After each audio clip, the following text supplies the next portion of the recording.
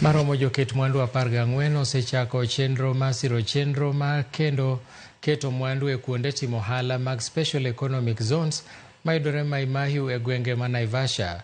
Abiriyo kuom kembego mawuok e pinje ma oko dhi chako gedo e dwe mar 6 gani kendo biro chako tich e giko mar higa manyien. Magi e kino yangi e kinde mane jalup jatend jotije sirikal Eliud Owalo notelo ne Joket mwandu e limo kar ohala ma kanyakla kod chenro mamoko mag dongruok e kaunti ma Nakuru. Owacho ni moko kuom joket mwandu go osechako tiyo pachoka kendo ging'iyo mar yaro bedegi kosingo mar neno ni apeini sitima kod tudo mbui otim e yo makare kuonde ohala.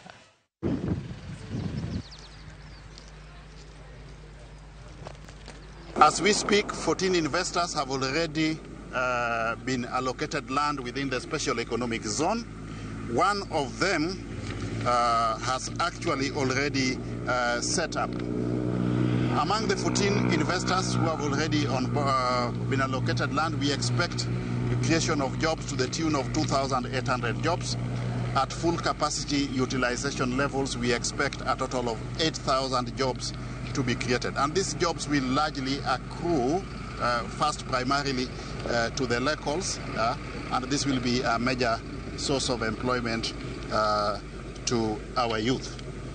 One of the companies here, Jumbo Africa Auto Auction, has already set up and is fully operational. Naivasha ICD is just an extension of the port of Mombasa.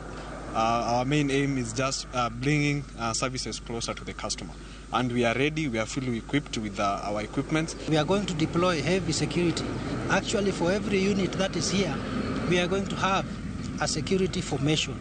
Already we have several security formations to make sure that what is happening here is fully secured.